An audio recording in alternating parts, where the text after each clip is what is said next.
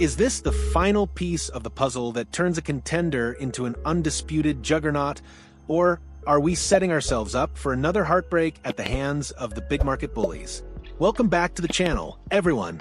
Just when you thought the dust had settled, just when you thought the checkbook was closed and the roster was set in stone, the Toronto Blue Jays front office has decided to wake up and choose violence.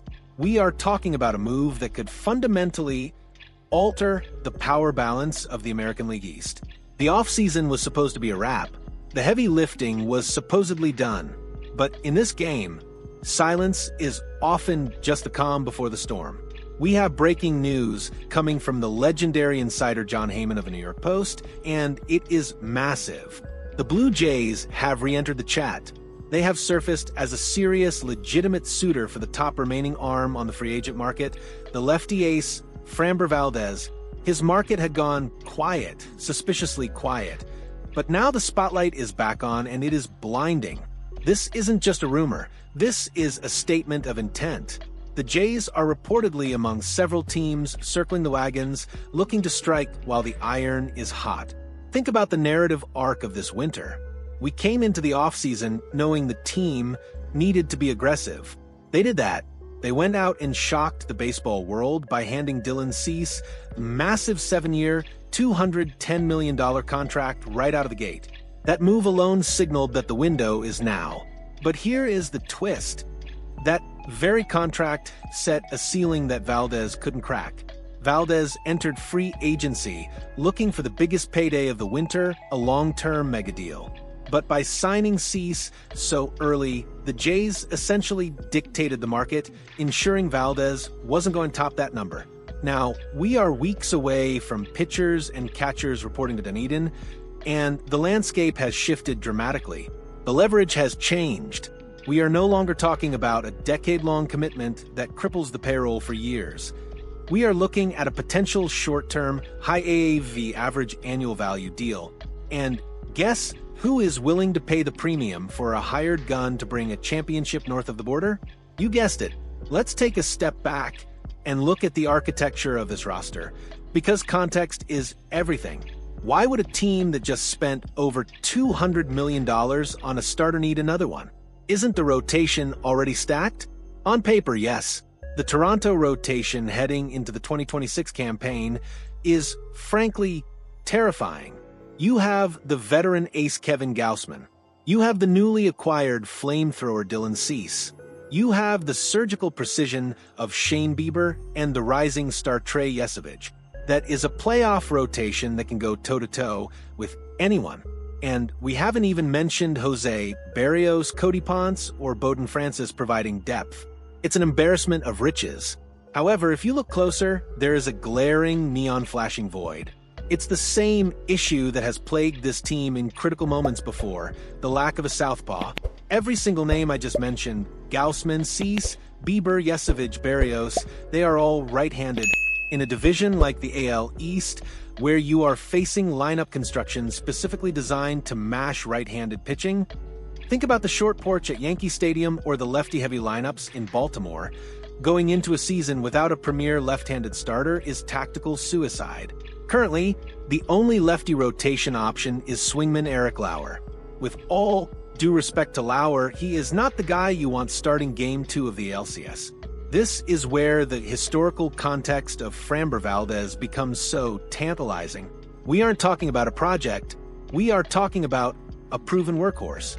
Over the last 6 seasons in Houston, Valdez has been the definition of consistency. He is a throwback. In an era where pitchers are pulled after 5 innings, Valdez is a horse who approaches 200 innings year after year. He has recorded at least 28 starts, usually over 30 in 3 of the last 4 seasons. His ERA fluctuates between the low 2.00s and mid 3.00s. He is a 2-time All-Star and has finished in the top 10 of Cy Young voting 3 times. This is the kind of pedigree that reminds you of the great CC Sabathia acquisition by the Yankees years ago, a big, durable lefty who changes the entire complexion of series. The Jays met with him way back in November, kicking the tires.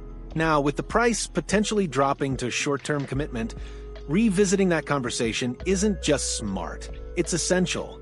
Now, let's analyze the impact and the risk, because this is where the rubber meets the road. Adding Valdez does more than just fill a lefty quota. It fundamentally changes the bullpen management and the stress on the rest of the staff. Valdez is a ground ball machine. In the Rogers Center, which can play like a launch pad when the roof is open, having a guy who keeps the ball on the ground is invaluable. Imagine a rotation where you go from the high strikeout, high-velocity style of Cease and Gausman one night to the heavy sinker, ground ball inducement of Valdez the next. It makes game planning a nightmare for opposing managers. It disrupts the rhythm of a series. But we have to talk about the 2025 numbers. The 32-year-old posted a 13-11 record with a 3.66 ERA over 192 innings. Solid? Absolutely. Elite? Maybe a step below his peak. However, 192 innings is the key stat there. That is 192 innings that the bullpen didn't have to cover.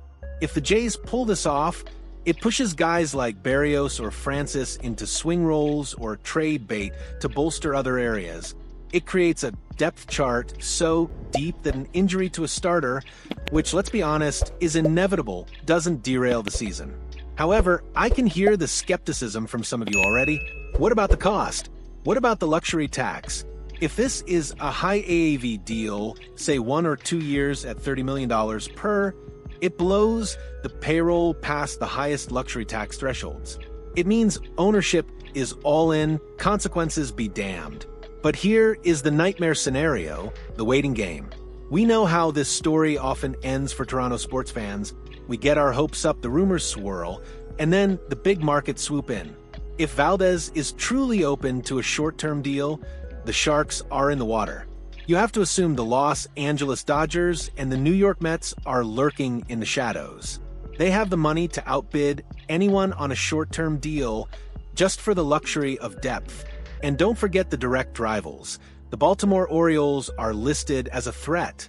The Detroit Tigers and Chicago Cubs are sniffing around. Losing Valdez is one thing. Losing him to Baltimore would be a catastrophic failure of the front office. So, where does this leave us? We are standing on the precipice of a decision that defines a franchise. The Blue Jays have built a good team. A very good team, but good doesn't hang banners. Good doesn't get you a parade down Yonge Street. Greatness requires risk. Greatness requires looking at a rotation that is already an A and saying, no, we need an A+. Framber Valdez represents that final push. He is the difference between hoping to win a playoff series and expecting to win the World Series. The front office has shown they have the stomach for the fight by signing Cease.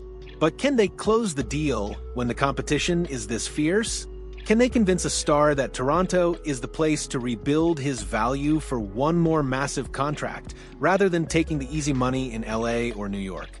The clock is ticking. Pitchers and catchers report in a week. Every day that passes without a signature is a day where the Dodgers or Mets can wake up and decide to ruin our party. I want to know what you think. Is Framber Valdez the missing link? Would you be comfortable with the Jays blowing past the luxury tax to bring him in on a 1-year, massive money deal? Or do you think the rotation is fine as it is, and we should focus on other areas? Let's get a debate going in the comments below. I read every single one of them. If you want to stay ahead of every breaking rumor and every roster move as we march towards spring training, make sure you smash that like button and subscribe to the channel right now. Do not miss a beat. This is our year. Let's go Blue Jays.